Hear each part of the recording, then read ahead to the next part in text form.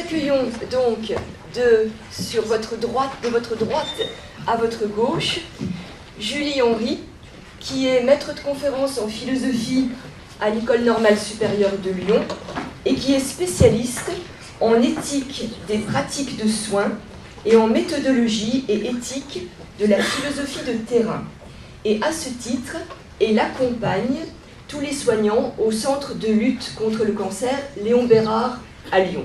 Donc là, il y a vraiment une dimension d'accompagnement au sein de l'institution, comme le présentait Luc tout à l'heure. Et en plus, elle effectue des recherches au laboratoire Trian.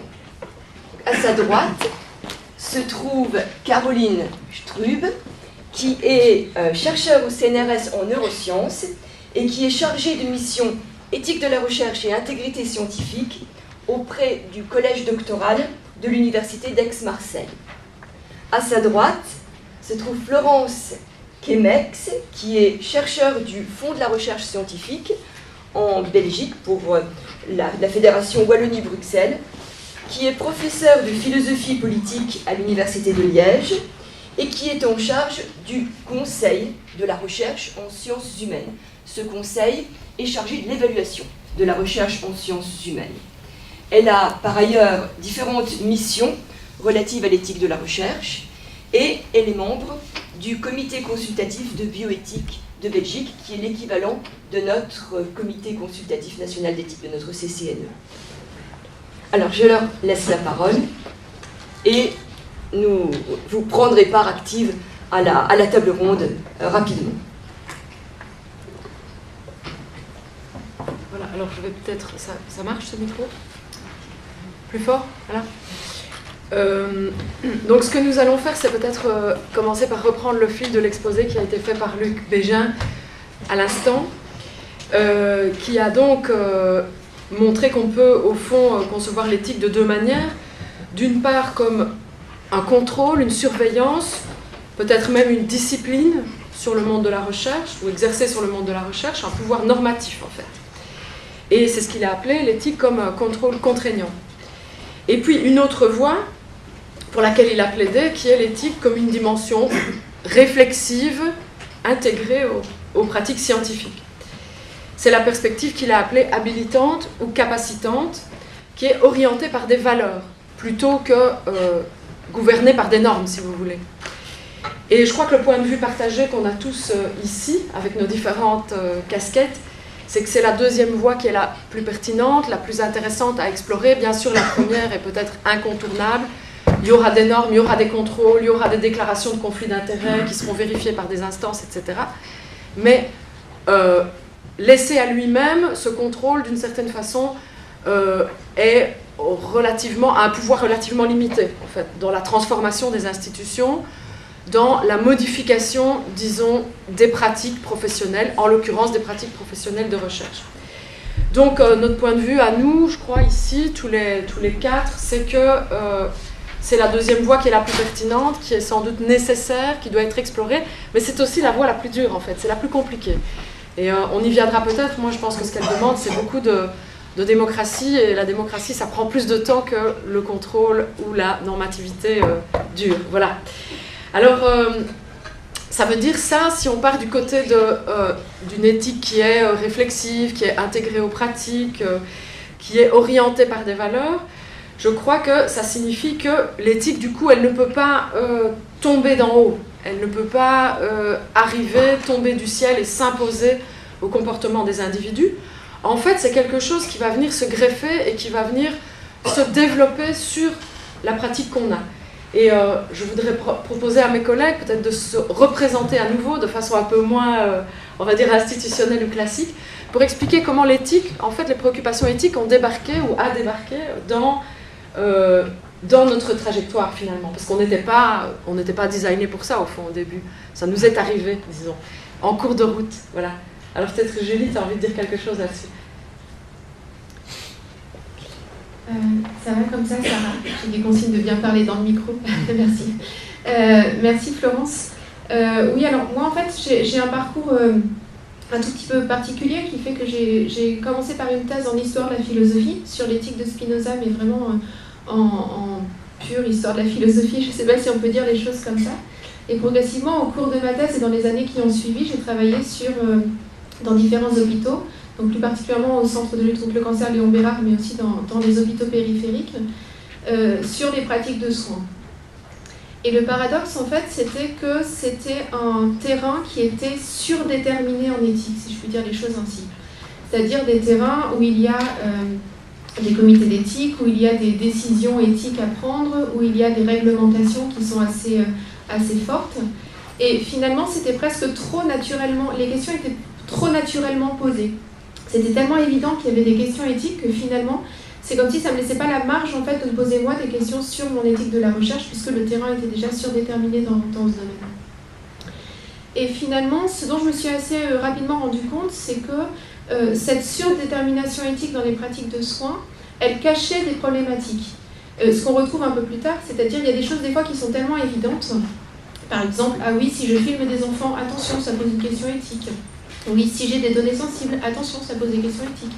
Mais en fait, ça nous empêche quelque part de nous poser d'autres questions qui sont peut-être un peu moins évidentes.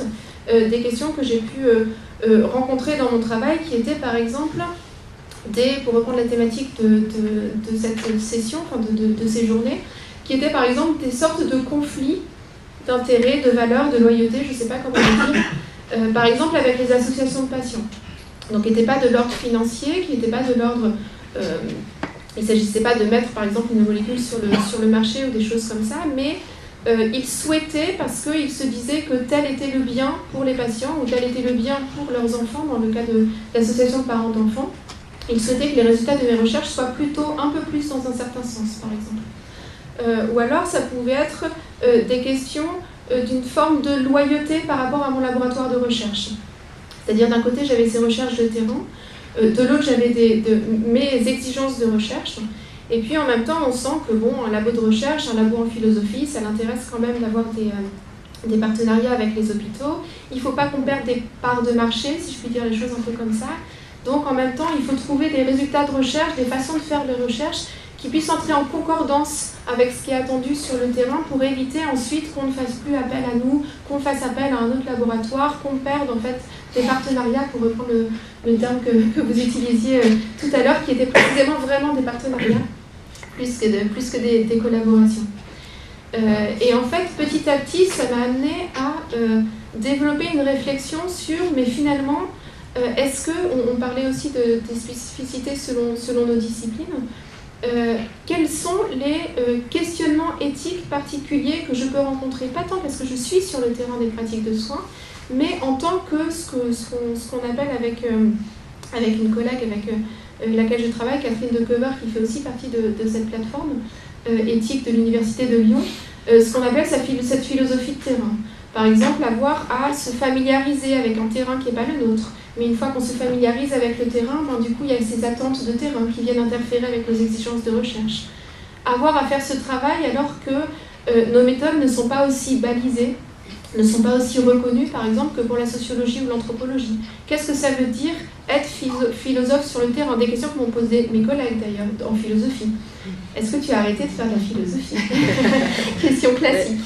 Donc avoir aussi à faire reconnaître la pertinence de ces méthodes, mais avoir aussi à construire la pertinence de ces méthodes, ce qui entrait aussi dans des questions d'enjeux éthiques. Et puis aussi des questions dont on a aussi discuté hier sur qu'est-ce qui est de l'ordre de la responsabilité individuelle, qu'est-ce qui est de l'ordre de la responsabilité collective. Comment j'embarque en fait les acteurs de terrain avec moi. Notre travail fait qu'on co-construit de la réflexivité sur leurs pratiques. Donc est-ce qu'à un moment il faudrait leur donner un statut dans la recherche? Ils y participent, en même temps ils ne sont pas formés à nos méthodes, donc quelle place on leur donne, comment on les intègre, qu'est-ce qu'on fait aussi de tout ce qu'on suscite chez eux sans forcément s'en être rendu compte, etc. Donc tout un ensemble en fait de questions d'éthique de la recherche, donc qui sont arrivées sur un terrain qui était surdéterminé, mais qui finalement ne concordait pas vraiment avec ce qui était déjà prévu sur le terrain. Et en même temps, je rejoins ce que vous disiez dans votre conférence, c'est que les deux étaient nécessaires. C'est-à-dire c'est parce que sur place il y avait des comités d'éthique, parce qu'ils pouvaient cocher, si je puis dire, c'est caricatural, parce qu'ils pouvaient cocher certaines cases qu'on pouvait dire après, tiens, une fois que c'est fait, une fois qu'on a coché ces cases-là, une fois qu'on a bien respecté la réglementation, une fois qu'on est passé en CPP, etc., et bien maintenant, est-ce qu'on peut poser d'autres questions et est-ce qu'on peut en fait se lancer sur d'autres réflexions, à la fois sur moi, mes pratiques de recherche, mais aussi en interaction avec le terrain. Et je pense que je vais m'arrêter là pour vous laisser prendre la parole, mais je pense qu'on y reviendra tout à l'heure. C'est intéressant aussi de voir à ce niveau-là qu'on se rend compte finalement qu'on peut avoir des questionnements transversaux au niveau de l'éthique de la recherche, au-delà en fait de nos terrains et de nos spécificités de discipline.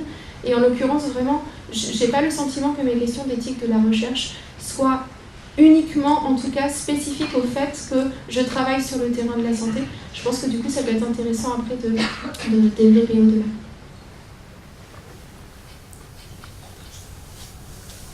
Est-ce que vous m'entendez? Je vais prendre la suite. Donc, moi j'ai un parcours totalement différent. À la base, donc, je suis neurobiologiste, comme on vous l'a dit. Et en fait, je vais pas mal compléter ce que vient de dire Julie, parce qu'effectivement, en neurobiologie, on a aussi une éthique opérationnelle. On a ces comités d'éthique, que moi j'appelle les comités d'éthique opérationnels.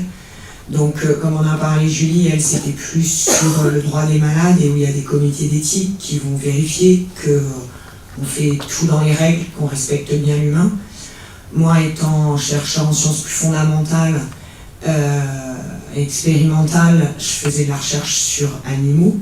Et donc, on a ces comités d'éthique qui nous délivrent les autorisations à expérimenter sur animaux vivants. C'est très réglementé, ça, les règles changent régulièrement. Et donc, pour moi, pareil, les comités d'éthique, au début, l'éthique, c'était ça, c'était de l'éthique opérationnelle. On m'a demandé de siéger dans ces comités d'éthique, j'étais pas particulièrement intéressée, je trouvais que j'avais pas beaucoup de temps pour faire ça, et puis c'était plus des réglementations qu'il fallait respecter, et voilà, jusque-là, l'éthique était pour moi quelque chose auquel j'avais pas trop envie de me frotter.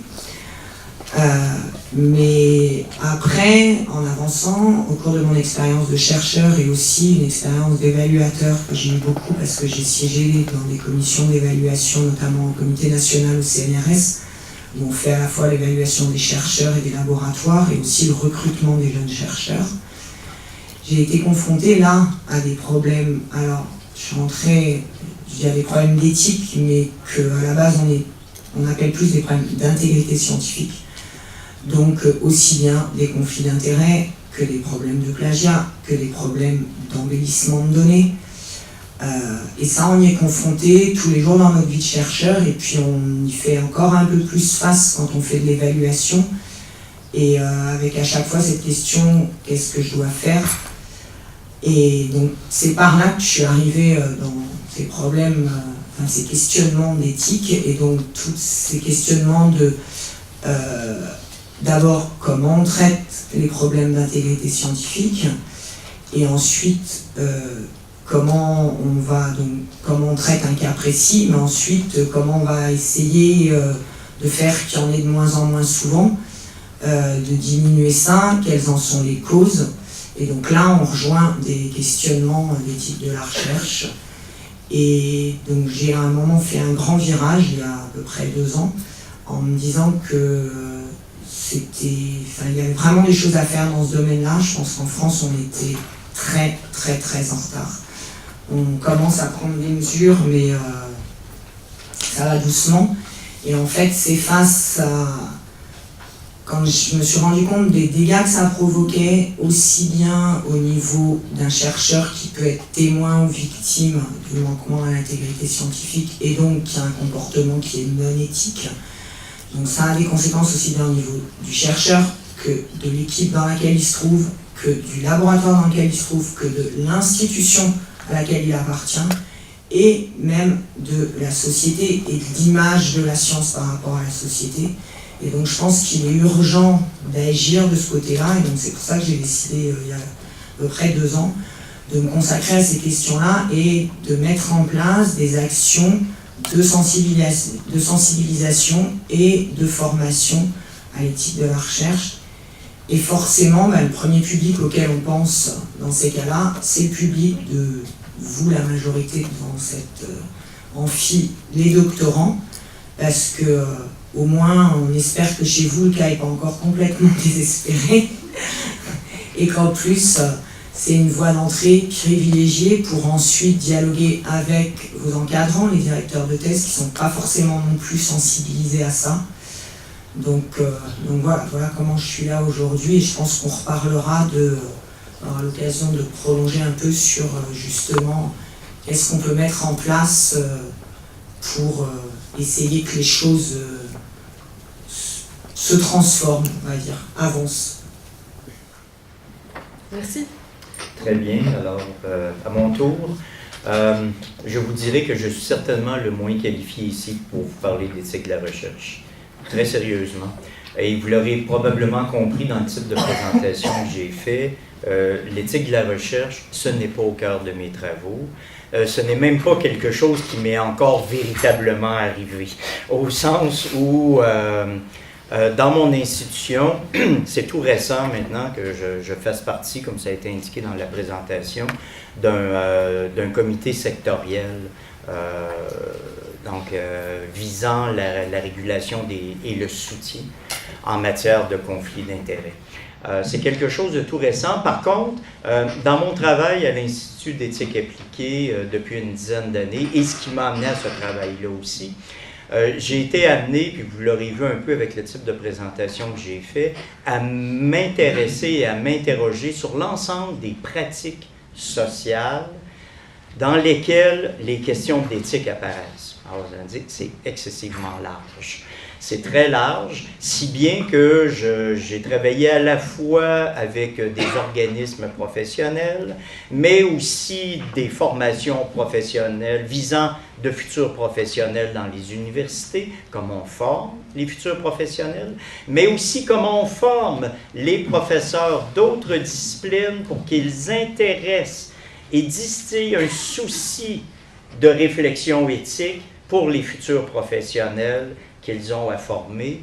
Alors, c'est le genre de travail que j'ai eu à faire, et j'ai eu la chance, de toute façon, dans tout mon parcours, de côtoyer, et c'est un peu l'idée aussi de la création de l'Institut d'éthique appliquée, de côtoyer un ensemble de professeurs, chercheurs de tous horizons disciplinaires.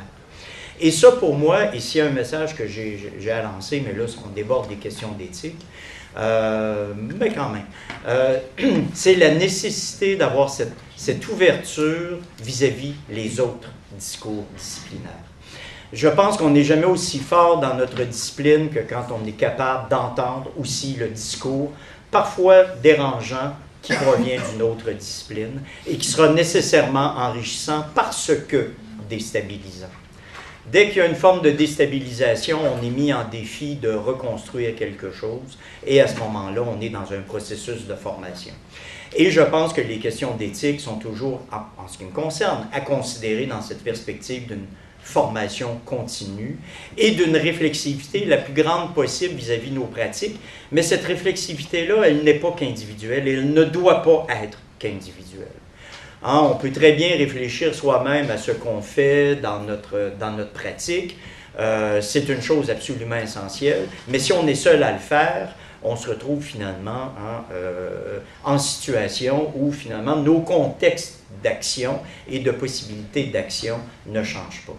J'ai été appelé avec plusieurs collègues dans mon domaine à intervenir dans différents milieux, bon, comme je le disais, dans des ministères, dans des organismes professionnels et autres. Et, bon, de façon symptomatique, ce qu'on nous demandait, c'est « Venez donc nous rédiger un code d'éthique. » C'est à peu près ça.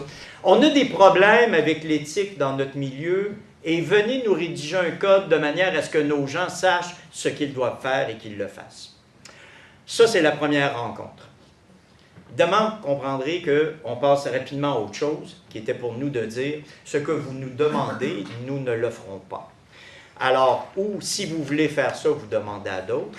Mais si vous voulez amorcer un véritable processus de réflexion sur ce qui, dans votre organisation, peut être fait de manière à solutionner certains types de problèmes que vous associez à l'éthique, là, on peut vous accompagner, là, on peut faire du soutien, mais ça va demander un engagement de votre part qui n'est pas qu'un engagement ici vis-à-vis la rédaction d'un code avec demande de conformité pour les acteurs. Vous serez aussi, en tant que direction, impliqué et engagé et responsabilisé dans le processus qui implique nécessairement des formes de transformation, des modes de gestion et des structures au sein de l'organisation.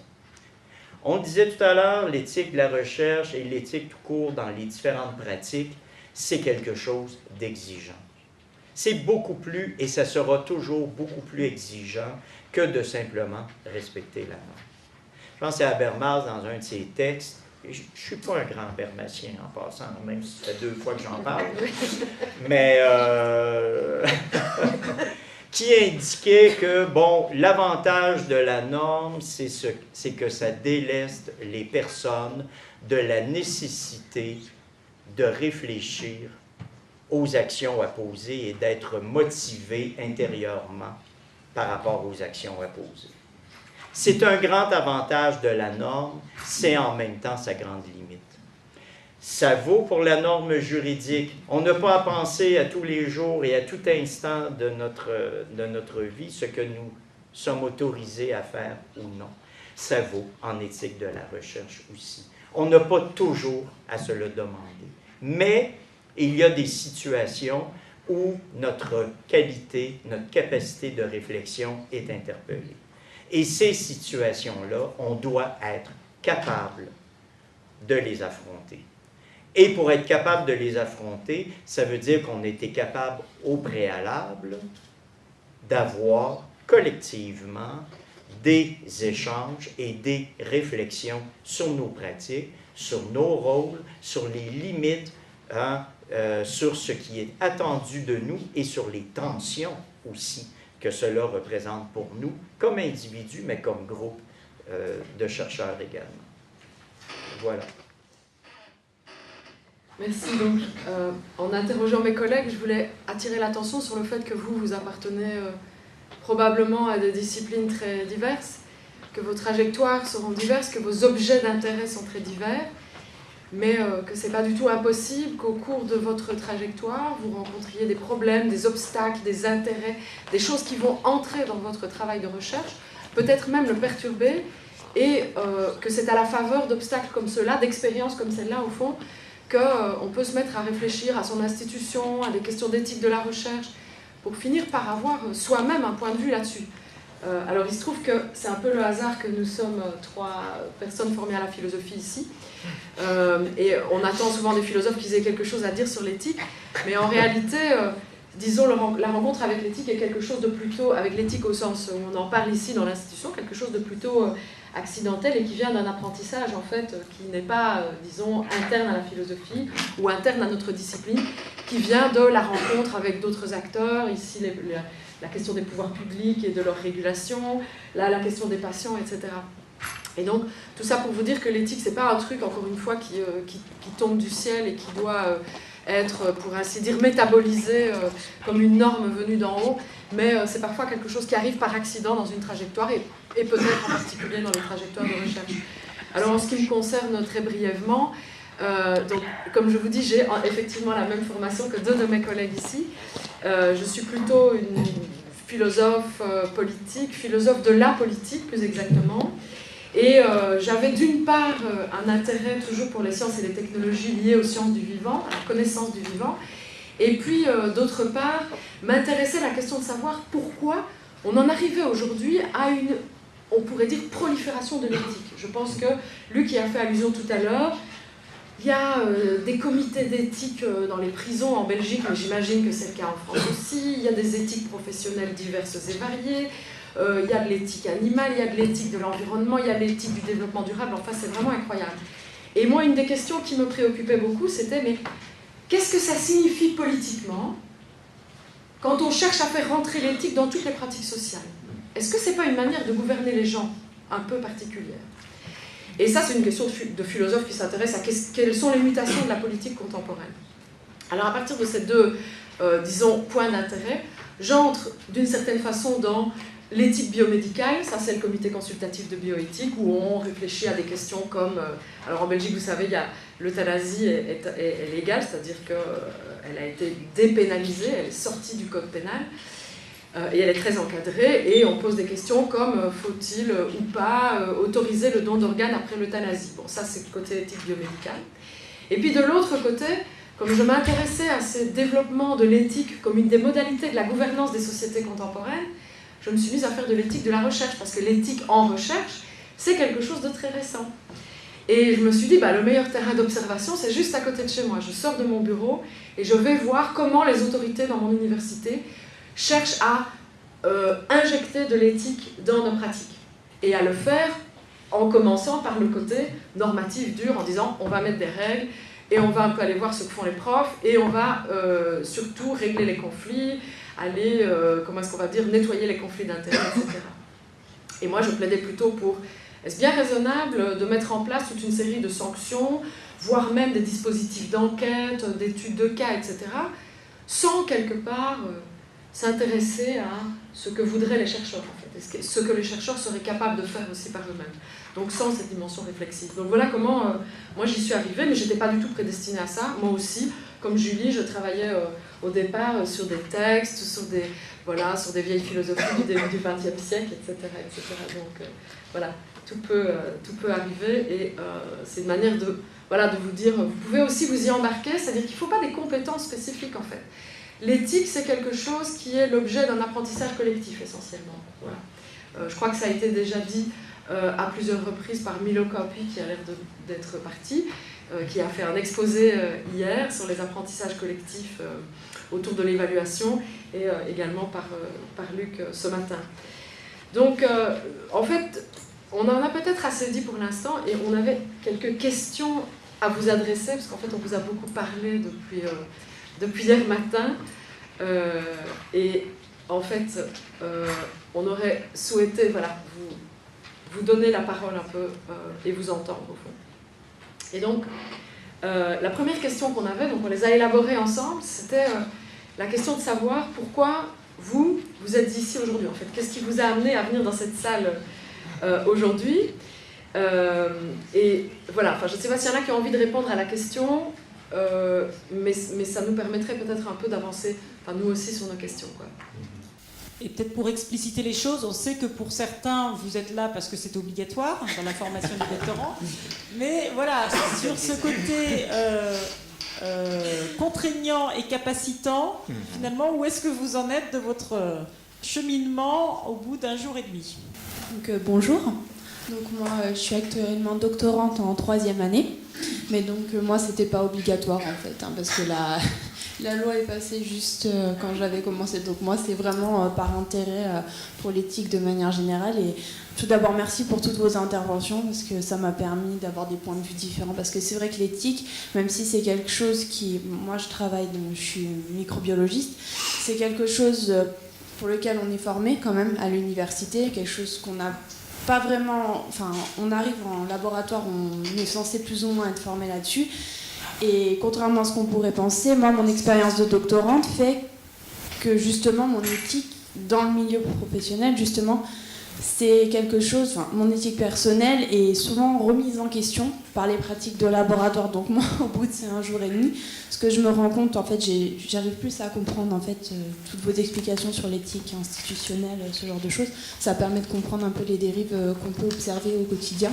Et c'est vrai que vous avez beaucoup parlé de valeurs, et c'est vrai que moi, ce que je trouve, ce qui est une des plus grandes contradictions qu'on a, c'est quand on est confronté avec ses encadrants, avec ses collègues, à des problèmes entre ce qu'on estime, nous, être éthique et nos valeurs, le discours qu'on a en face. Et en tant que doctorant, moi, j'avais une question quand même principale, du coup, en retour, c'est qu'en tant que doctorant, des fois, on nous laisse peut-être pas, après je sais pas si c'est le cas de tous les doctorants ici, mais on nous laisse pas la place de nous exprimer. Du coup, le dialogue avec nos encadrants, justement, pour discuter des notions d'éthique, est assez complexe. Donc moi, ma question, ce serait comment on peut arriver à amener ces questions sans outrepasser le fait qu'on est doctorant et se mettre au niveau de nos encadrants. Donc voilà, j'espère que j'ai été claire. Merci.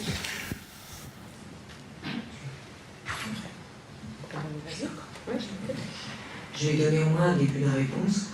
Alors déjà, je peux pas ne pas dire que je suis attristée d'entendre des choses comme ça. Ça tombe bien, c'est ce que justement je voudrais qu'un jour, dans quelques années, il n'y ait plus personne qui intervienne dans ce cadre-là. Alors, j'ai une question pour mieux répondre.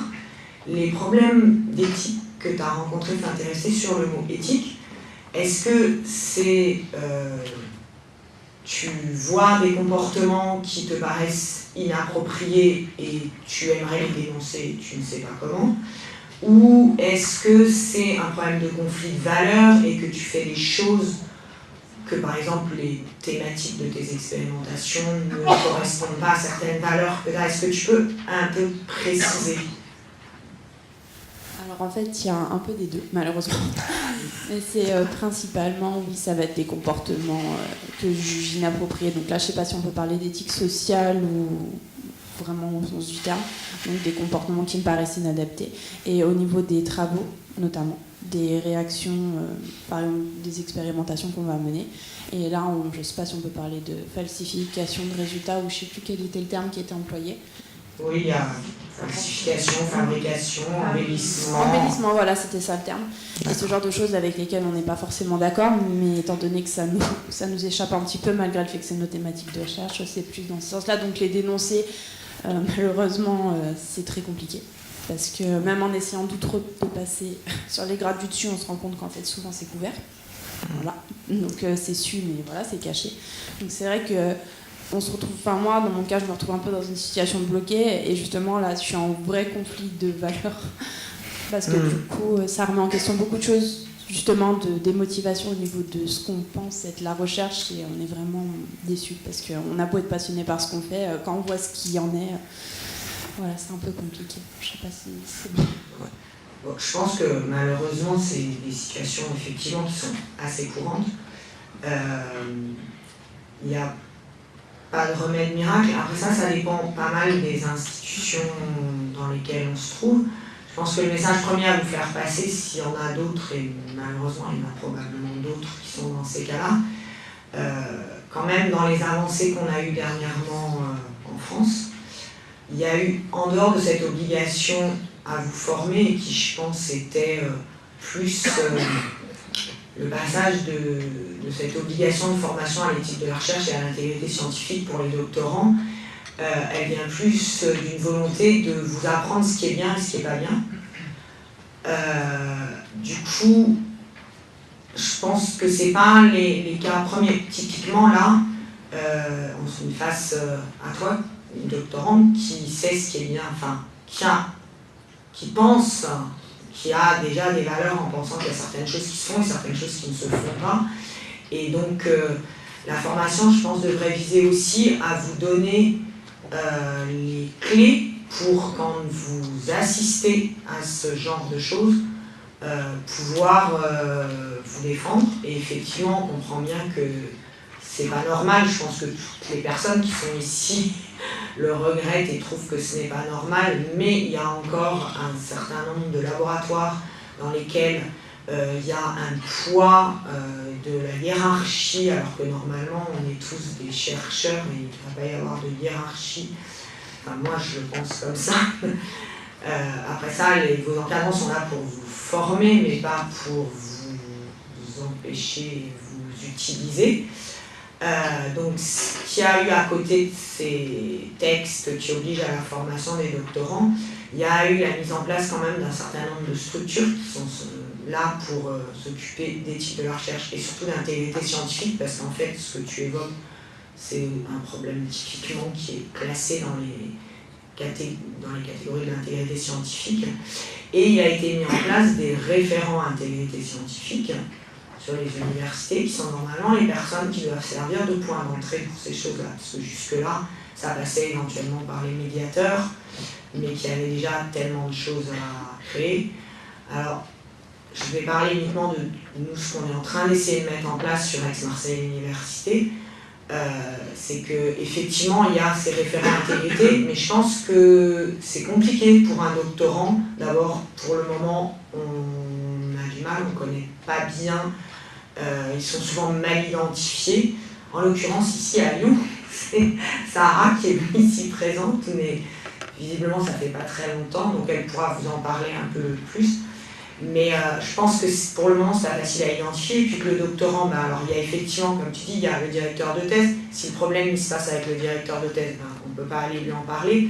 Après ça, il y a dans le laboratoire, pour peu que ce directeur de thèse soit quelqu'un d'assez bien assis dans le laboratoire et n'ait que des amis, c'est compliqué d'aller en parler aux collègues. Certaines fois, encore plus compliqué d'en parler au directeur. Si toutefois le directeur de thèse n'est pas le directeur du laboratoire. Après ça, vous avez quand même un point qui est les responsables des écoles doctorales. Donc ça peut être un point d'entrée, mais avec un peu de chance, et bien justement, le directeur de thèse, il est enseignant et il a un rôle important dans l'école doctorale, donc c'est compliqué. Au-dessus de l'école doctorale, aujourd'hui, dans toutes les universités françaises, il y a le collège doctoral, où là, vous avez quand même une chance de tomber sur des gens qui sont hors de votre discipline, puisque le collège doctoral regroupe toutes les disciplines, donc typiquement, ça peut être un point d'entrée. Donc ce que je disais sur Aix-Marseille Université, ma mission de chargée de recherche, elle est au niveau du collège doctoral, et c'est quelque chose qu'on a décidé de mettre en avant en se disant justement que pour les doctorants, ce serait un point d'entrée plus facile que le directeur du collège doctoral qui a déjà plein de choses à s'occuper. Et donc ce qu'on essaye de... Voilà, mon objectif est de créer un lien privilégié avec les doctorants, et notamment là où on a mis en place un cours en ligne, je suis celle à qui les gens posent des questions, donc déjà mon nom est affiché comme étant impliqué là-dedans. Dans ce cours, on explique un peu comment, justement à la fin, on donne les clés au niveau de l'université Aix-Marseille, à qui s'intégrer, à qui s'adresser, et il y a des noms. Voilà, donc ça c'est juste pour parler de notre expérience, mais même si ça n'existe pas au niveau de l'université, le point aujourd'hui, les points identifiés, c'est les référents intégrité scientifique pour ce genre de problème. Et puis après, quand même au niveau de Lyon, il y a une cellule éthique qui est assez active. Effectivement, essayez de rencontrer les gens quand vous voyez qu'il y a des gens qui s'intéressent à tous les types de la recherche. Ça va être des gens qui vont être capables de vous conseiller sur les démarches à suivre. Mais il est vrai, ça change, mais il est vrai qu'aujourd'hui, je pense qu'on est vraiment très en retard en France. Mais il y a une dynamique. Voilà. Désolée d'avoir été un peu longue, mais... Oui, juste rapidement, parce qu'on a dit qu'on échangeait avec vous, et en fait, moi la première, je suis un peu bavarde. Juste quelques points, parce qu'en fait, je pense que votre intervention, elle soulève des points vraiment centraux, enfin plusieurs points centraux dans les difficultés ou les questionnements qu'on peut rencontrer quand on est doctorant. La première chose, Sarah, tu en as parlé tout à l'heure, c'est que les doctorants font partie des personnes les plus vulnérables, pour reprendre ce terme, avec les post-doctorants, avec les ATER, enfin avec toutes les personnes en fait, qui sont pas encore en poste. C'est particulièrement compliqué parce que je dis ça, moi j'étais post-doctorante il y a quelques mois, donc c'est encore tout récent. On est dans une position compliquée qui, à la fois, on a à faire nos preuves dans notre discipline, on a à faire notre réseau aussi, notre chemin, et puis en même temps, on se pose des questions des fois sur la façon dont les choses se passent. Ça rejoint une deuxième chose dont on a un petit peu parlé hier aussi, c'est la formation des HDR, la sensibilisation des personnes habilitées à diriger les recherches. Pour faire, alors en effet, moi je pense aussi que c'est bien de travailler avec les doctorants parce qu'on a espoir comme ça que ça pousse un peu, mais c'est sûr qu'il ne s'agit pas en fait après d'être un peu isolé et un peu mis en difficulté dans ce laboratoire. Et je profite aussi juste pour dire quelque chose sur la question de l'engagement personnel, si on peut dire les choses comme ça dans l'éthique. Je pense qu'il y a quelque chose qui pourrait être à distinguer entre engagement personnel et responsabilité individuelle au sens soit d'avoir à tout porter sur soi en fait de ce qu'on est amené à faire, soit en fait d'avoir à être un peu le chevalier blanc du coup du laboratoire et de se sentir en devoir un peu parce qu'on a identifié ces questionnements d'un peu tout révolutionner dans le laboratoire. On l'a dit tout à l'heure, quand on est dans une démarche habilitante, capacitante, réflexive, ça implique de se dire la responsabilité, c'est pas simplement les autres. Donc c'est pas de dire ben oui, moi je suis une petite main du labo, donc c'est le chef de projet qui prend les décisions, c'est le chef de labo, etc. Mais en même temps, ça ne veut pas dire non. Donc il s'agit en fait de se questionner réflexivement sur ses propres pratiques et sur les pratiques de son laboratoire. Mais en même temps, ça ne veut pas non plus dire ni se mettre trop en difficulté. Moi, c'est souvent ce que je dis aussi aux soignants, c'est-à-dire, les soignants me disent les mêmes choses, c'est-à-dire on n'a pas la main sur l'encadrement, on n'a pas la main sur ce qui est prescrit par le médecin, etc. Je leur dis souvent, vous savez, l'éthique, c'est aussi essayer de faire du mieux qu'on peut dans les situations telles qu'elles sont, dans un premier temps. Et puis, je leur dis aussi souvent, ce genre, quand il y a une difficulté de ce genre, on n'y va pas seul. C'est-à-dire qu'en fait, on n'y va pas en tant que soignant ou en tant qu'infirmier ou en tant que doctorant en se disant ah ben tiens, moi, en fait, je vais aller dire, etc. Mais on essaie de commencer à faire du collectif, à faire des maillons intermédiaires. C'est pas moi tout seul face au système, mais c'est essayer de se dire, si on se met à plusieurs, si on commence à discuter de nos pratiques, si on fait un petit groupe, par exemple un petit groupe de doctorants qui va réfléchir sur, mais pas identifier, ça c'est pas bien en visant des personnes, mais déjà réfléchir sur qu'est-ce que sont nos pratiques, qu'est-ce qu'on fait au fait, quel sens on y met, et essayer de le faire en versant un peu aussi positif, ce qu'on a aussi proposé aux doctorants dans la formation à l'éthique de la recherche à l'Université de Lyon. C'est-à-dire, parce qu'ils nous disaient, mais comment je fais? Parce qu'en fait, j'ai identifié tout ça là, dans les ateliers et après je retourne dans mon labo et je fais comment? Parce que la pratique, en fait, je vais me réintégrer tout seul, moi, dans mon projet, etc. Et on les a beaucoup encouragés déjà à y réfléchir à plusieurs. Et puis aussi à faire les choses aussi parfois sous le format, tiens, j'ai identifié ça, ça pourrait être intéressant à élaborer.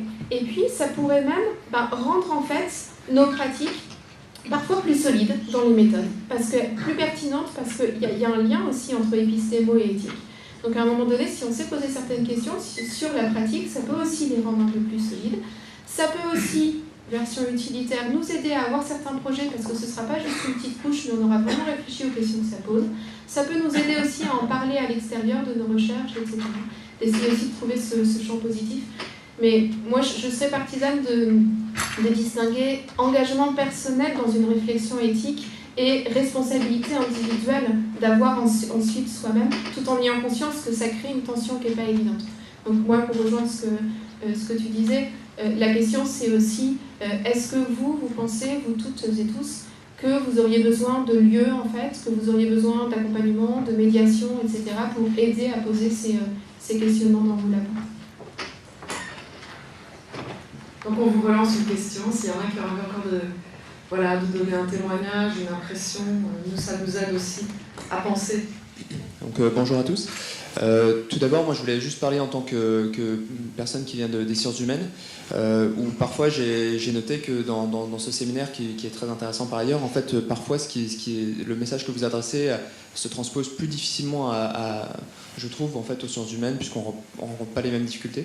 Donc moi juste voilà pour témoigner, on va dire, moi ce que j'étais venu chercher ici, c'était peut-être des clés de compréhension de comment moi en tant que chercheur dans les sciences humaines, comment je suis confronté aux questions éthiques, aux questions surtout de légitimité de ce que je peux dire par rapport à la confrontation à des pairs qui parfois dans certains champs sont pas très nombreux. On émet une hypothèse, on émet quelque chose, et puis finalement les pairs en face sont pas toujours aptes à vraiment nous amener sur les points délicats, on va dire, les points qui pourraient être contestables de ce qu'on dit, et qui du coup fait qu'on est tout seul un petit peu livré à ça. Et moi j'ai souvent cette question de la légitimité de ce que je dis. Mais voilà, ça c'était juste pour le côté témoignage. Après je voulais juste poser une question en fait, parce que plusieurs fois dans ce qui a été dit, vous avez dit qu'on était en retard en France en fait sur la question de l'éthique, mais en retard par rapport à qui est en avance, et en fait et surtout pourquoi on est en retard, et pourquoi d'autres personnes, enfin pourquoi d'autres pays, pourquoi d'autres sont en avance en fait. C'était surtout ça ma question en fait. Je vais une réponse. Je pense que c'est une question très bonne, et c'est une question très perfide en fait. Pourquoi est-ce que nous acceptons collectivement de plier devant des discours qui nous disent vous êtes en retard? Je veux dire, c'est comme le transhumanisme. Les gens vous disent il faut se prononcer sur le transhumanisme. Qu'est-ce que vous allez faire? Qu'est-ce qu'on va décider? Et les gens qui vous posent cette question, en général, vous disent de toute façon, il est déjà trop tard. Il est déjà trop tard, la technique vous a déjà doublé. Donc je pense que c'est une vraie question politique, c'est-à-dire sur quoi est-on en retard. En même temps, c'est vrai que c'est quelque chose qui n'est... Je pense que les questions éthiques, identifiées comme des questions éthiques, sont peut-être un peu moins perceptibles ou moins sensibles dans les domaines de sciences humaines, qui sont ceux au fait auxquels on appartient à nous, que dans les sciences expérimentales et autres, où les chercheurs ont commencé à rencontrer des crises qui sont vraiment structurelles, qui deviennent des obstacles à leur propre pratique.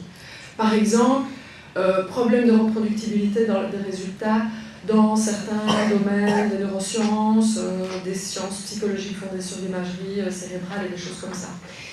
Et ça, au fond, ce sont des enjeux alors, qui concernent par exemple l'embellissement des résultats, les problèmes de reproductibilité, des calculs de puissance de reproductibilité qui ne sont pas faits correctement, comment est-ce qu'on pourrait dire, des échantillons qui sont trop faibles pour avoir une pertinence statistique, etc.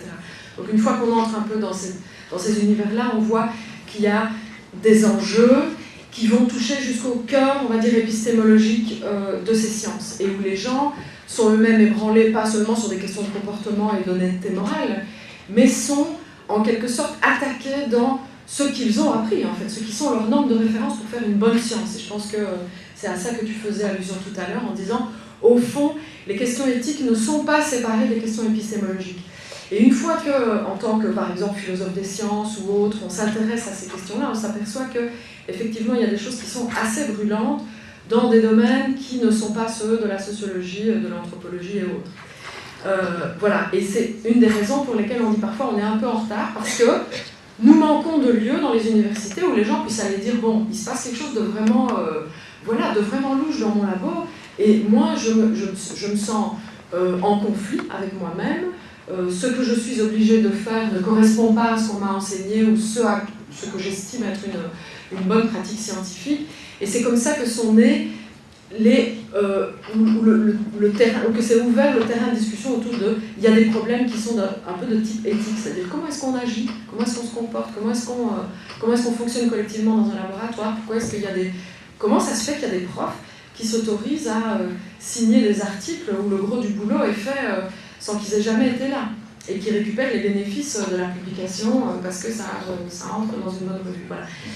Donc, en fait, l'éthique, c'est bien sûr qu'il y a des effets de régulation et d'injonction qui viennent d'instances parfois très lointaines, comme l'Union européenne, et que, sans doute, l'institutionnalisation de l'éthique est aussi liée au fait que la manière dont on gouverne nos sociétés aujourd'hui consiste, d'une part, à les aligner de manière normative et à trouver à installer des mécanismes d'alignement internationaux. Ça se fait dans les entreprises avec les normes ISO depuis 50 ans ou 30 ou 40, je ne sais plus. Ben voilà, les universités, elles doivent s'aligner. Alors c'est vrai qu'il y a un effet, et ça c'est de là que résulte la normativité dont Luc parlait tout à l'heure, c'est-à-dire quelque chose qui arrive d'en haut et qui vous dit désormais il faudra signer des déclarations, désormais il faudra faire enregistrer vos projets de recherche devant une instance compétente, etc. Mais il y a aussi l'autre mouvement qui est l'éthique réflexive, avec des gens qui disent mais au fond, qu'est-ce qui est en train de se passer dans nos pratiques et quels sont les espaces qu'on a pour en discuter. Et ça, c'est, je dirais, un autre mouvement qui parfois d'ailleurs entre en collision et en conflit avec ce qui se passe venu d'en haut, et parfois ça s'arrange, disons. Voilà. Et alors, un autre point peut-être pour répondre sur les sciences humaines et sociales, est-ce que nous, on est moins concernés ? Moi, je crois qu'on a des défis qui nous attendent. Par exemple, à partir du moment où on dit bon, il faut de l'éthique dans tous les domaines, bah, aujourd'hui, on a commencé à instiller l'idée auprès des anthropologues, des sociologues et autres, qu'au fond, eux aussi sont concernés par des questions d'éthique, puisqu'ils ont affaire à des êtres humains. Les sociologues, les anthropologues, ils vont faire des enquêtes, ils vont s'installer dans le milieu des autres, et ils ont besoin des êtres humains qui sont des supports et on pourrait dire des coproducteurs de savoir. C'est un peu comme ça qu'on les voit aujourd'hui. Et aujourd'hui, on demande à ces chercheurs aussi de remplir des formulaires éthiques qui garantissent que leur enquête, les articles qu'ils vont écrire ne vont pas causer un préjudice aux personnes qui ont été les informatrices ou les informateurs dans ce cadre. Et ça, ça touche aussi au cœur épistémologique du métier, parce qu'en fait, en anthropologie ou en sociologie, l'enquêté, ça peut être quelqu'un en Inde, ça peut être un milieu de travail ici en France ou en Belgique. C'est quelqu'un qui participe directement, avec lequel on doit établir un rapport de confiance, etc. etc. Si vous mettez un formulaire de consentement sous le nez de la personne en lui disant « Bon, on va discuter, moi je vais observer votre métier, je vais vous accompagner, je vais peut-être même travailler avec vous en fait. Vous allez m'apprendre un peu votre métier, comme ça je le connaîtrai mieux. Mais tout d'abord, vous allez signer un formulaire de consentement et on va un peu discuter de la façon dont je vais utiliser les données. » Et bien ça, c'est quelque chose qui modifie les pratiques des sciences sociales, par exemple. Parce que l'information, c'est pas de la donnée, c'est pas tout à fait la même chose. Est-ce que c'est de la donnée privée? Est-ce qu'il faut la sécuriser, etc. C'est des questions qu'on n'avait pas l'habitude de poser dans les sciences sociales. Et je pense que si, peut-être, il y a des questions éthiques à se poser sur ce que nous faisons de ce que les gens nous disent, dans les études de terrain, dans les enquêtes de terrain, c'est sûr qu'on peut se poser cette question-là. On doit aussi se poser la question de savoir ce que ça change à l'économie de notre savoir et de la production de notre savoir que d'adopter des pratiques qui viennent d'autres disciplines. Et je pense que ça, c'est une question éthique en soi, qui se pose aux sciences humaines et sociales. Voilà, une des réponses possibles. Je voudrais ajouter quelque chose sur cette question, effectivement, dans la quantité de disciplines de sciences humaines, oui, les questions d'éthique de la recherche deviennent très importantes. On a publié dans Éthique publique un numéro sur l'éthique de la recherche en milieu autochtone. Parce que ce sont des populations particulières, et lorsqu'on va faire de la recherche, que ce soit en sociologie, en anthropologie, en psychologie ou autre, à partir en lien avec ces populations-là, comment fait-on? Comment s'y prend-on? Qu'est-il acceptable ou non de faire vis-à-vis ce groupe culturel qui a ses particularités? Alors, il y a des réflexions là qui vont au-delà de la norme, nettement au-delà de la norme, et il y a des questionnements là, je pense, qui sont assez importants. Là-dessus, juste une anecdote entre la différence entre le dispositif normatif et la pratique. J'entendais l'an dernier, lors d'un séjour au Brésil, quelqu'un qui travaille en éthique de la santé et qui me disait, sur la question des formulaires de consentement à la recherche, c'est absolument essentiel. Il y avait une recherche qui visait des populations autochtones là-bas. Et c'est un groupe, je crois, mais enfin, c'est un groupe suédois, un groupe de chercheurs suédois. Il faisait bien signer un formulaire de consentement à la recherche qui était rédigé en suédois. Sérieusement. Sérieusement. Donc, vous voyez, c'est toute la différence entre le dispositif, il existe. La règle a été respectée dans sa demande minimale. Il y a signature d'un formulaire de consentement. Mais est-ce qu'on a vraiment pris en considération le sens que fait cette demande-là? Donc, ça se pose très sérieusement dans des pratiques comme celle-là. Juste un petit mot sur la question du retard, parce que, ça m'émeut personnellement. Je vais dire un peu mal à l'aise. C'est parce que j'ai entendu parfois des collègues français dire on est en retard un peu par rapport à ce qui se fait chez vous, au Québec, au Canada, sur ces questions-là. Moi, je dirais, ce qu'on a vécu au Québec, c'est on est en retard par rapport à ce que les États-Unis ont fait sur ces questions-là. Et il y a de ça assez longtemps. Okay? En même temps, ce qu'on constate, ce qu'on a constaté, enfin, on est plusieurs à le faire, c'est que maintenant qu'on y travaille, et qu'on y travaille beaucoup depuis plusieurs années, ce qu'on considérait être un retard est en fait plutôt une bonne chose. Au sens où on bénéficie des mauvaises expériences qui ont été faites et surtout de la possibilité de ne pas reproduire à l'identique les erreurs qui ont cours dans d'autres milieux culturels. Et en ce qui me concerne, sur les questions dont on a parlé aujourd'hui et dont je vous ai parlé, je considère, et sans aucune gêne, je me permets de le dire, que du côté des États-Unis, ils n'ont plus grand-chose, mais vraiment pas grand-chose à nous apprendre. Vraiment pas. Au sens où l'expérience qui est la leur est devenue une expérience massivement normative. Massivement. Dans tous les contextes institutionnels. Et lorsqu'on a commencé à y travailler, assez rapidement, notre réflexe a été, est-ce qu'on peut résister à ça? Non pas résister à la nécessité de la norme, parce qu'elle est là, la nécessité, mais de faire en sorte que la norme, qu'il n'y ait pas que par le biais, que par le moyen de la norme, qu'on puisse aborder collectivement ces questions-là. Et ça, très rapidement, on a été amené à ce genre de réflexion et à chercher à développer des pratiques différentes de celles qui, massivement, sont à l'œuvre du côté des États-Unis. Donc, on n'a pas à avoir honte de ce côté. Et donc, voilà. Et ensuite, donc, voilà, c'est ce que j'avais à dire. Donc, oui, je terminerai en disant, profitez donc des erreurs des autres pour faire en sorte de faire mieux. Tout simplement.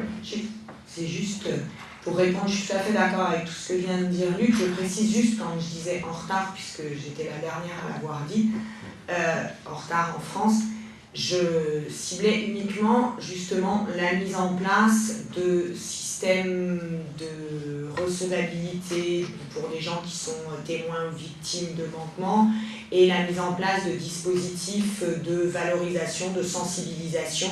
Mais je suis tout à fait d'accord avec ce que vient de dire Luc, notre retard est probablement maintenant un avantage parce qu'on bénéficie de l'expérience des autres. Voilà, c'était juste à ce niveau-là que je me situais. J'aimerais mettre un complément sur la question des sciences humaines. Tout d'abord, et Luc a soulevé la question des autochtones, je voulais exactement soulever, il y a un danger énorme en sciences humaines auquel on n'a pas attiré l'attention pour diverses raisons. Et quand vous dites, effectivement, dans les comités d'éthique institutionnels, on dit, par exemple, est-ce que telle enquête va porter préjudice? Or, ça, c'est crucial parce que ça limite, dans certains cas, la liberté de la recherche au nom d'un politically correct, par exemple, porter préjudice par définition. La recherche peut porter préjudice parce que si on découvre qu'un discours, c'est une rhétorique qui ne correspond pas à la réalité, ça remet en cause l'idéologie officielle des porte-paroles des Autochtones qui disent « Ah, mais ça ici, ça manque de respect. » On dit « Écoutez, c'est pas une question de respect, c'est une question d'étude empirique. » Et il y a un contrôle non dit des dirigeants chez nous, autochtones, et j'ai fait un test. J'ai pris un document officiel de déontologie de la recherche en études forestières en relation avec les Autochtones. J'ai pris le test. J'ai changé le mot autochtone par le mot Monsanto. La compagnie Monsanto. J'ai montré ça aux gens. Qu'est-ce que vous pensez de... Je vais du test autour. Qu'est-ce que vous pensez de ce code de déontologie en termes de liberté, de la recherche? Qu'est-ce que vous en pensez? Je regarde ça et je dis, ben voyons donc, ça donne beaucoup trop de contrôle à Monsanto, une industrie qui contrôle, vous devez soumettre votre projet, ils doivent même relire les publications avant qu'elles paraissent. Le texte était intégral. J'ai dit, OK, j'ai dit, maintenant, je vais vous dire, j'ai changé le mot autochtone pour le mot Monsanto. Et là, les gens, donc, j'ai dit, il faudrait, la symétrie me paraît très importante. Si Monsanto va falloir avoir le contrôle sur mes opinions, sur mes recherches, sur mes pré-publications, le chef des Autochtones n'a pas plus droit à ça.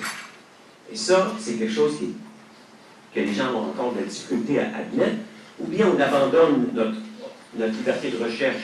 Et moi, j'ai interviewé des chercheurs en privé qui ont dit, moi, je ne travaille plus sur tout ce qui est après 1867, parce que justement, je ne veux pas être pris avec les nouvelles normes éthiques, soi-disant éthiques, mais qui sont d'une naïveté infinie et qui limitent la recherche des chercheurs. L'autre chose qu'on n'a pas discuté, mais que je mentionne simplement un point, c'est que les comités institutionnels de recherche, et là, on ne parle pas des conflits d'intérêts, on parle des comités institutionnels de recherche. Chez nous, ça fait 15 ans qu'ils existent, et ce sont devenus des organismes tentaculaires qui ont glissé de l'admission à la question éthique de dire est-ce que vous êtes en train d'électrocuter quelqu'un, est-ce que vous faites affaire avec des enfants qui ont des problèmes, et ils se sont de plus en plus mêlés à la question, la problématique qui, elle, relève du directeur de recherche.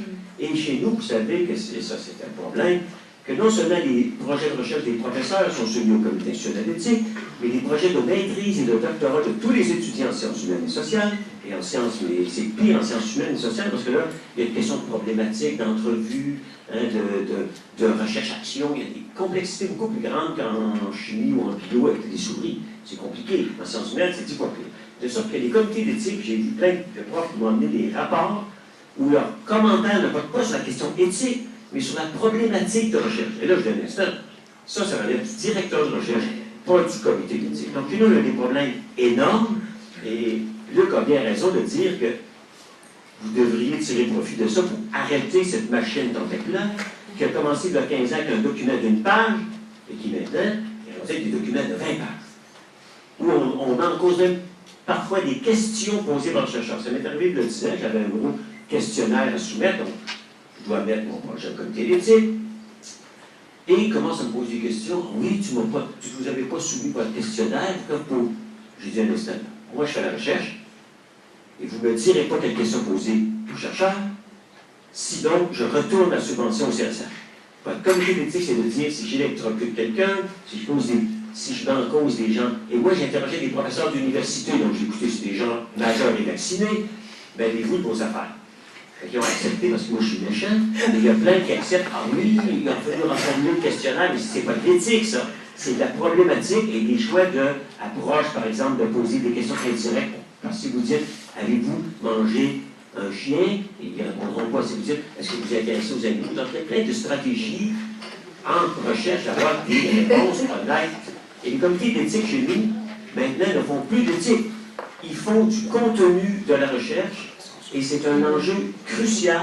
Et chez nous, là, je suis au cœur d'une action pour limiter cette affaire-là, au moins dans mon université, mais dans les autres universités. Il y a un livre complet qui est paru, où des milliers de dollars ont été gaspillés parce que le comité d'éthique bloquait des recherches sur des bases qui ne sont pas des questions éthiques, mais des questions de problématiques de recherche qui, comme tu le dis, il y a des approches différentes en sciences humaines. Et donc, si vous n'êtes pas rendu que les étudiants de maîtrise, et ça retarde des étudiants de maîtrise de 6 mois et de 1 année, alors qu'ils doivent finir dans 1 an ou 2. Donc, c'est énorme les problèmes qui existent actuellement. Il faut les rappeler ici, parce que vous n'êtes pas rendu là, et comme dit Luc, tant mieux. J'espère que vous n'y rendrez pas. Bonjour, merci pour vos interventions. Moi, je veux relancer la question de la recherche en sciences humaines et rebondir sur ce que vous venez de dire sur le périmètre de l'éthique. On a parlé de l'éthique dans la méthodologie, mais moi, j'ai un problème d'éthique, on va dire, dans le contenu, justement. Moi, je fais de la recherche en gestion, et le champ de gestion a cette particularité d'être pétri d'instrumentalité et de finalité. Et il s'accommode très bien de toutes les méthodes en recherche, méthodes quantitatives, causalistes, etc. Et il s'accommode très bien aussi de tout ce qu'on trouve dans d'autres champs comme la psychologie, le cognitivisme, comportementalisme. Vous parliez du nudge tout à l'heure. Donc voilà, le champ, enfin, la gestion en tant qu'objet, et ensuite la recherche en gestion, je ne dis pas science de gestion parce que c'est une question qui reste ouverte pour moi, la recherche en gestion se retrouve confrontée à ces questions-là d'instrumentalité, et de finalité finalement qu'on est obligé dans un monde qui est le nôtre, plongé dans une structure capitaliste et néolibérale, qui est obligé de se poser la question de ces finalités-là. Voilà. Donc c'était plus une remarque qu'une question, mais la question se pose dans les sciences sociales et sciences de gestion en particulier. Merci pour votre question, et j'en profite pour rebondir aussi comme vous sur la question précédente.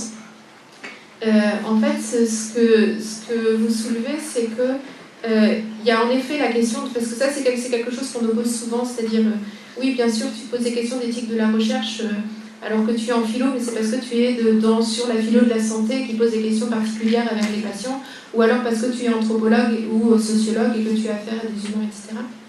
Dans les enquêtes, j'entends. Et en fait, il me semble que la question que vous posez, elle soulève des questions d'éthique de la recherche comme pratique socialement intégrée.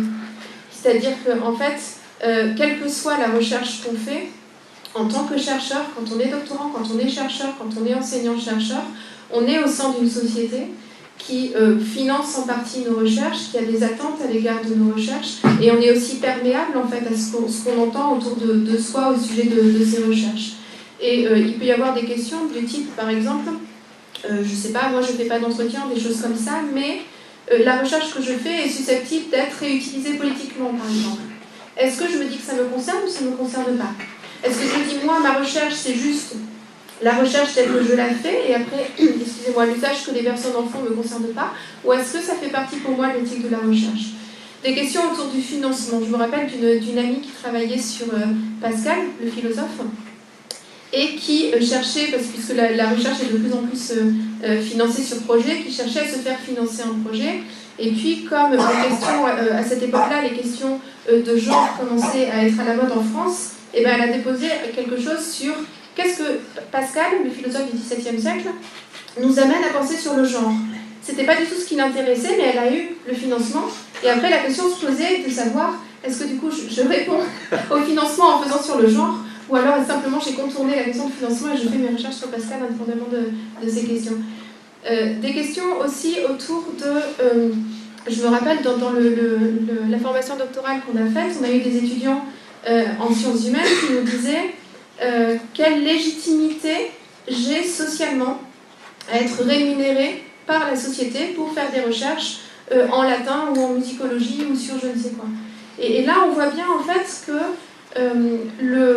les questions d'éthique de la recherche ne touchent pas simplement notre objet de recherche, ne touchent même pas simplement, même si ça le touche beaucoup, ne touchent même pas simplement non plus des questions de méthode de recherche et de relations internes au laboratoire et avec les autres chercheurs, mais c'est pour ça que j'aime bien l'idée de l'éthique de la recherche comme pratique, ou de l'éthique des pratiques de recherche, en tant que pratique sociale, en tant que pratique ancrée dans une société, en tant que pratique financée, en tant que pratique qui va avoir des échos et dont il sera fait ou non des usages. Ça aussi, en fait, ça fait partie des questionnements qu'on peut avoir. Et c'est des questionnements qu'on peut vraiment avoir de façon très forte et toute particulière en sciences humaines ou en sciences humaines et sociales, et en même temps de façon plus masquée, parce qu'en effet, de l'extérieur, on peut se dire bon, finalement, en fait, mes thèmes de recherche ne posent pas trop de questions, ou alors, finalement, moi, ce qui me concerne, en fait, c'est ma recherche en tant que telle, et non pas l'interface entre sciences et société, pour faire un clin d'œil à Florence Bellam, je ne sais pas où elle est, les sciences et sociétés de l'Université de Lyon. Et en effet, toutes ces thématiques-là, il me semble que c'est d'autant plus intéressant ces questions, c'est d'autant plus intéressant de se les poser et d'essayer de les élaborer en commun. Et j'ai envie de dire, profitons que justement, dans ces domaines-là, il n'y ait pas ces gros écrans de « Ah oui, j'ai à faire des enquêtes, oui, je parle avec des patients, oui, etc. » Profitons qu'il n'y ait pas ces écrans pour se dire, nous, en tant que pratique sociale, tel qu'on est ancré dans la société, pour nous, en fait, quel sens on donne à nos recherches, quel sens on leur donne socialement aussi, et comment on assume ou assume pas, comment on se sent concerné ou on ne se sent pas concerné par l'impact que ça a en aval et aussi par ce qui a permis en fait cette recherche. Oui, alors je voulais faire quelques petites remarques. Déjà, il y a beaucoup de sujets dans ces présentations, il y a beaucoup de choses extrêmement différentes. Je peux comprendre que quand on soit doctorant et qu'on vienne de commencer la recherche, il y a des choses qui vont intervenir dans leur vie d'après. Puis on a eu un commentaire très courageux juste à côté de moi, parce que c'est pas facile à dire, ça arrive dans pas mal d'endroits et je pense qu'il y a pas mal de personnes qui ne peuvent pas parler, et que s'associer c'est pas toujours facile non plus, parce que comme on l'a dit, il y a des besoins de financement, il y a des besoins de résultats, il faut qu'il y ait un certain nombre de doctorants, un certain nombre de postdocs pour avoir des financements. Donc ça c'est vraiment extrêmement compliqué, tout le monde ne pourra pas parler, tout le monde ne parlera pas. Et même on peut glisser un peu sur le harcèlement sur ce volet-là, c'est encore une chose encore plus complexe. Pour la recherche clinique, je voulais aussi rebondir sur les comités d'éthique, parce que c'est une recherche un peu particulière. Il est vrai que tout ce qui touche le cancer, comme vous l'avez souligné, était très très bien encadré depuis très très longtemps, parce que c'est des gens qui font des pratiques extrêmement différentes et qui ont fait beaucoup de cocktails de mélange de traitements. Et donc pour ça, ils sont bien encadrés et ça a été les premiers à le faire aussi bien. Après, il y a des grandes procédures, des bonnes pratiques cliniques, il y a des guidelines internationales. Donc normalement, il doit y avoir des consentements éclairés pour toutes les langues. Moi qui ai fait beaucoup d'essais cliniques, quand on est dans 15 pays, on a entre 20 et 25 langues de consentement éclairé. Il est hors de question qu'il n'y ait pas un patient qui ne comprenne pas le consentement éclairé. C'est pas possible. Et j'ai travaillé sur le trachome, donc avec des gens qui n'avaient pas qui ne savaient ni lire ni écrire, et même sur des enfants. Donc là, on avait encore des procédures particulières, et à chaque fois, il y a des procédures particulières pour les essais cliniques, et heureusement. Et ça, c'est vraiment très important, et je ne comprends pas qu'on ne traduise pas le consentement éclairé dans la langue du pays, ou qu'il n'y ait pas une information orale, parce que même pour les urgences, pour les gens qui ne peuvent pas comprendre, il faut un tiers. Pour les gens aveugles, il y a aussi d'autres solutions. Enfin, il y a des solutions pour toutes les situations. Ensuite, pour le retard, merci d'avoir corrigé, parce que la France est aussi très en avance sur d'autres pratiques. Pour tout ce qui est conflit d'intérêts qu'on a vu hier, on est tellement en avance qu'on a tué la recherche clinique en France. Ça purement et simplement. Donc là, on a tellement d'avance qu'on a vraiment très très bien fait. Ça va prendre beaucoup de temps à revenir. Je peux vous dire que moi, j'essaie toujours de favoriser les essais cliniques en France. Maintenant, il est clair qu'on ne peut quasiment plus faire d'essais cliniques ou vraiment des choses qui vont être très faciles et qui vont passer très facilement. Si on fait un peu de recherche, ça devient très compliqué. Au moment même de retirer notre dossier avant de donner un avis, comme ça, ils n'ont pas d'avis à donner, c'est encore plus facile. Et ça m'est arrivé 2 fois, donc je peux en parler. Voilà. Et je voulais revenir sur la méthodologie des essais et tout ce qui était intégrité des résultats. Ça, c'est vrai que c'est un sujet extrêmement compliqué. Moi, je participe à plein de congrès, je vois plein de gens qui me donnent des résultats des études avec 10 patients, 15 yeux. Ben ça, c'est pas de la méthodologie et c'est pas des résultats parce que c'est pas répété, c'est du grand n'importe quoi. Et ça, on en voit mais des centaines dans les congrès tous les jours. Et c'est une réalité, même dans les grands congrès de recherche. Et ça, je pense qu'il faudrait effectivement faire quelque chose. Est-ce qu'il n'y aurait pas moyen de faire du contrôle qualité, des audits, faire des choses pour arriver justement à aider ces étudiants en difficulté, ces doctorants qui ne peuvent pas parler, et où on ferait des contrôles parallèles pour arriver à éviter ces publications qui seraient embellies, fausses ou autres. Voilà. Merci.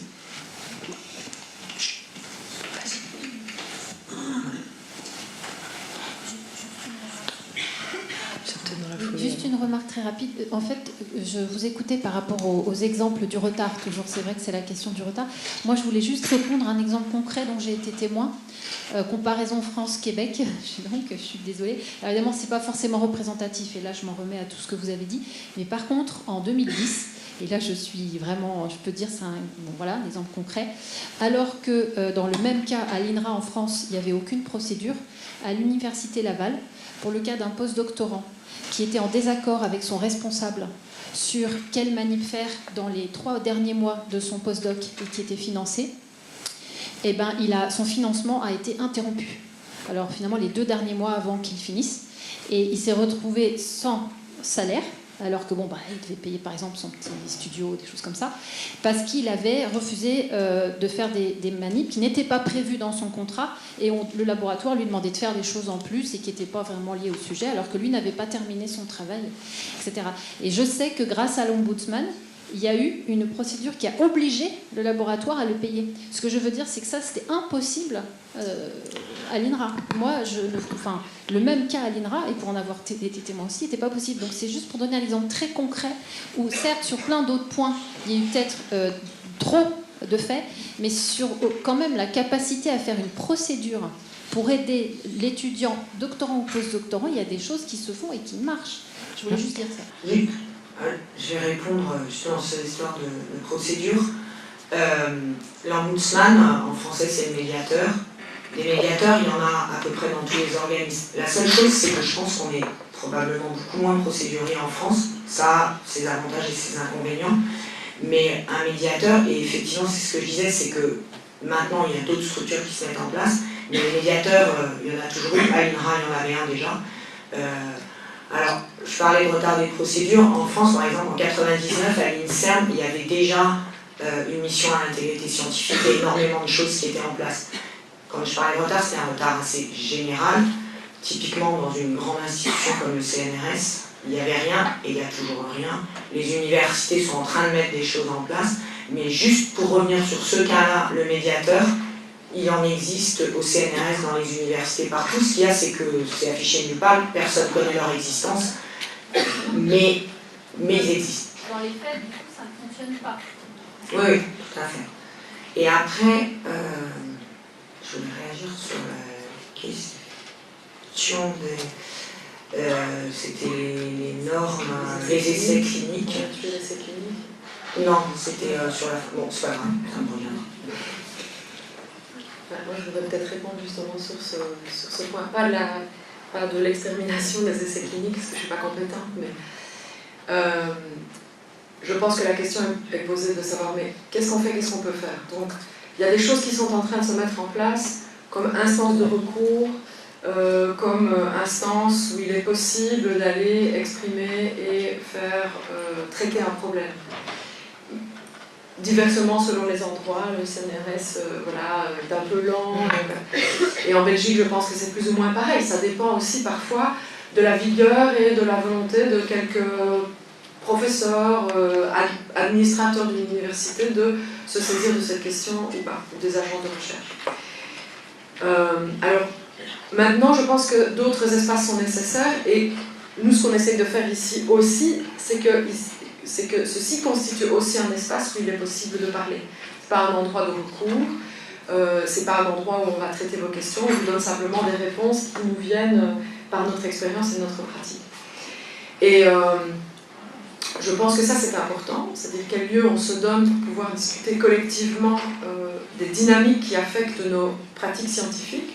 Et ça nous permet de les regarder aussi comme des pratiques sociales, c'est-à-dire nous ne sommes pas seulement des chercheurs dédiés à la recherche, à la vérité ou que sais-je, à la connaissance, au savoir avec un grand S. On est aussi une profession et on partage une même profession qui se décline selon les différentes disciplines où elle s'exerce. Et ça aussi c'est important, je pense, de réfléchir les sciences sous cet angle-là. Et puis, qu'est-ce qui existe ? Moi, je pense qu'il y a quand même déjà beaucoup d'initiatives collectives.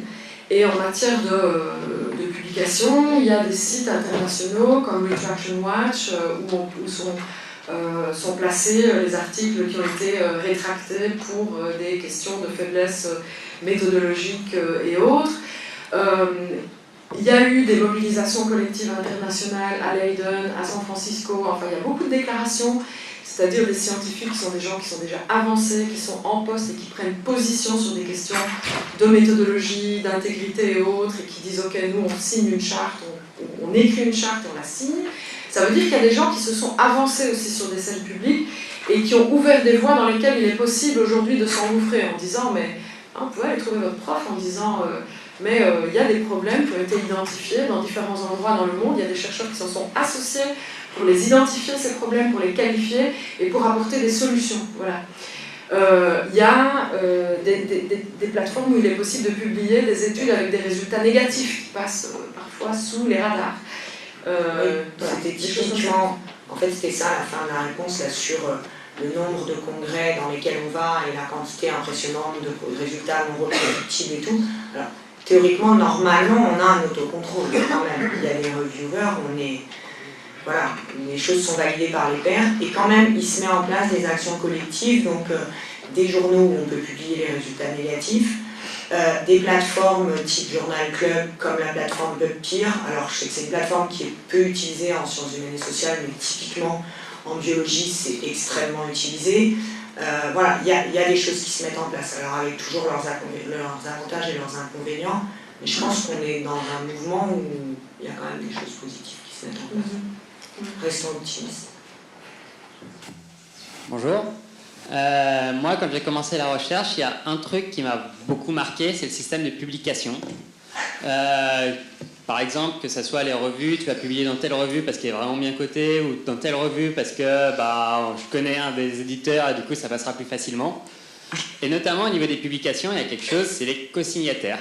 Et il y a des domaines, je pense notamment à la médecine, où il y a des articles avec 50 personnes qui vont co-signer, alors qu'il y en a probablement une trentaine qui n'ont pas participé à l'étude et qui n'ont même pas relu l'article derrière. Nous, en tant que doctorants, comment on doit faire pour dire non, je ne veux pas que cette personne elle co-signe cet article alors qu'il n'a pas participé, alors que cette personne il faut une raison qui est une raison de copinage sur cet article. C'est une très bonne question. Je pense qu'il y aura des réponses multiples. Je ne vais pas te donner une réponse, mais je vais l'illustrer tristement. Une de mes dernières publications, une de mes collègues a décidé de mettre le nom de la personne qui nous avait fourni la toxine et qui effectivement n'a ni relu, ni rien fait, ni rien du tout, et qui n'avait même pas demandé, et j'ai pas réussi à la faire enlever. Je le reconnais, j'ai pas été très intègre sur ça. Voilà. Non, c'est extrêmement compliqué les problèmes de signataires, et personnellement, j'ai pas de solution miracle, à part d'essayer justement de faire de la sensibilisation, de la formation, je dirais, en touchant une population comme vous les doctorants, comme les directeurs de thèse, qui j'espère seront un peu plus perméables et un peu plus réceptives au fait que ça sert à rien, les conséquences peuvent être désastreuses et que c'est plus destructeur que constructeur. Mais tant qu'on aura encore quelques vrais grands mandarins, je vois pas de solution. Il y a peut-être d'autres personnes qui ont plus de solutions que moi. Simplement un complément de réponse. Dans les groupes de revues biomédicales, j'oublie le nom du groupe, mais ils ont défini une série de règles très précises pour justifier le co-auteur.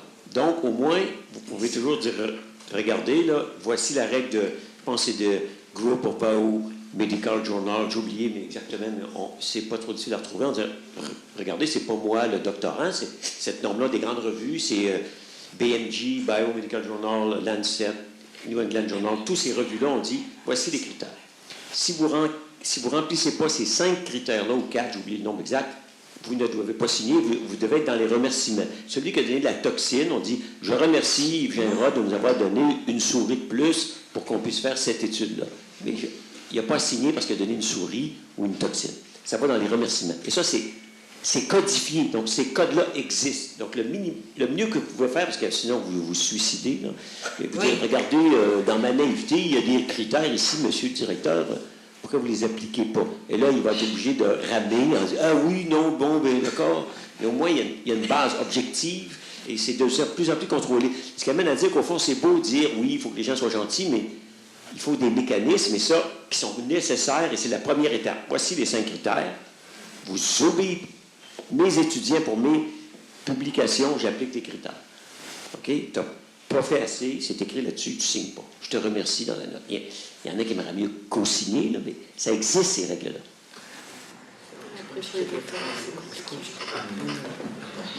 En fait, là-dessus, et là, sur la question, je rebondis sur la question des responsabilités partagées, les revues devraient exiger des auteurs qu'ils certifient qu'ils ont respecté les critères de signature. Là, il y aurait une pression réelle d'exercer. Il y aurait des fraudeurs. Dieu sait qu'il y en aurait. Quantité. Sauf qu'il y a un effet d'entraînement à un certain moment où ça devient juste un petit peu plus gênant. Quand les pratiques bien installées, c'est comme ça que ça marche, puis on ne bougera pas, quand ça devient et que c'est vraiment véhiculé comme étant, c'est déviant, là, ton truc, ça devient un petit peu plus gênant progressivement. Habituellement, malheureusement, ces gens-là changent. En fait, le changement de comportement vient avec la retraite. Bon, mais parce que dans certains cas, c'est effectivement ça, c'est-à-dire au plan de leur façon de faire, c'est tellement intégré qu'il n'y aura que le temps, les années qui passent et progressivement la retraite pour les empêcher de nuire.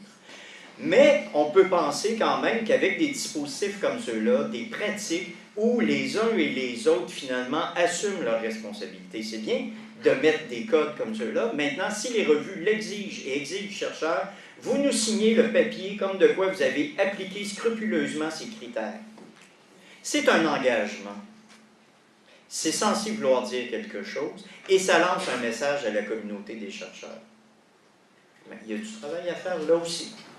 Mais ceci dit, il y a effectivement certaines revues qui ont commencé à mettre ça en place. En tout cas, en biologie, nous, on signe à la fin qu'on a fait, et c'est même, ça apparaît même dans certaines revues, en accompagnement du nom des auteurs, où il est dit ce à quoi ils ont participé, en fait, qui justifie leur droit à être signataire. Ça apparaît, donc c'est pour ça que je dis gardons espoir, et les choses peuvent évoluer. Bonjour, je suis venue ici très intéressée par le sujet et je repars avec des réponses à des questions auxquelles je ne me posais pas. Donc déjà pour ça, je vous remercie tous. Et donc je suis en 2e année de doctorat dont le sujet est la gouvernance des nations et tribus indiennes en Californie de 1850 à nos jours. Et bizarrement, enfin je me rends compte maintenant aujourd'hui que bizarrement, je ne m'étais pas posé la question d'éthique. sachant que je me suis quand même rendue sur place pour faire des entretiens avec des tribus indiennes, des conseillers tribaux, des membres tribaux, des personnes aussi d'instances gouvernementales telles que le Bureau des Affaires indiennes. Et j'ai commencé déjà un petit peu à restituer toutes ces informations. Et la question que je me pose souvent, enfin que je me suis posée dès le début, c'était surtout la question d'objectivité, puisqu'on parle quand même d'un peuple qui a subi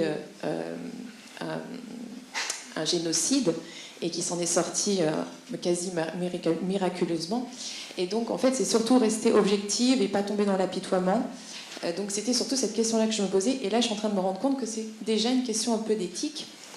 Et donc, comme je suis en train de travailler sur la restitution de tous ces éléments suite à des entretiens, et que je vais devoir y retourner et refaire un petit peu ce que j'ai fait, mais de manière différente, plus en immersion, je voulais savoir, quand on fait ce genre de travail, c'est-à-dire quand on va faire une étude de terrain comme la mienne, par exemple, dans quel piège vous nous conseillerez de ne pas tomber pour rester éthiquement et déontologiquement correct quant à la restitution de ces éléments. Merci beaucoup.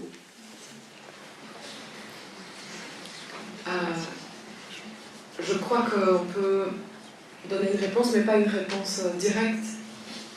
À savoir, je pense qu'ici, personne n'est anthropologue. Je pense que c'est des questions qui doivent être posées à des historiens, anthropologues et autres, qui sont confrontés à des questions similaires. Moi, j'ai l'impression que ça, c'est typiquement le rôle que doivent jouer les comités d'éthique qui ont été institués dans les académies, dans les universités.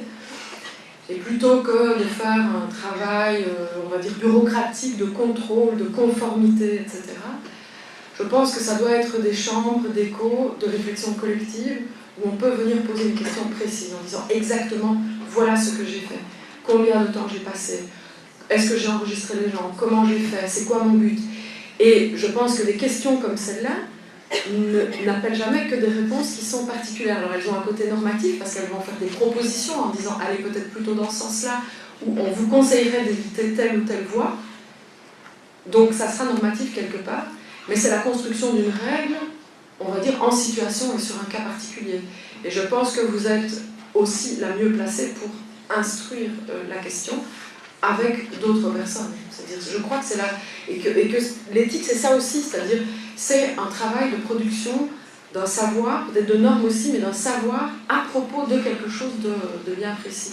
Et plus vous serez nombreux autour de la table pour réfléchir ces questions-là, en identifiant des gens qui ont travaillé sur des terrains similaires, sur des questions similaires, je pense que les réponses pourront devenir précises et enrichissantes pour le fond du travail. Et pas simplement pour sa conformité à des règles éthiques, de respect des personnes, etc. Je pense que ça arrive comme un résultat d'un travail qui est fait avec d'autres. Et le directeur de thèse, évidemment. Ouais, merci. Voilà, je pense que s'il n'y a plus de questions ou de réflexions, on va laisser les choses là où elles sont. Remercier tout le monde, toute la salle, pour vos interventions, pour vos témoignages, qui nous font avancer nous aussi. Merci beaucoup. Je pense que c'est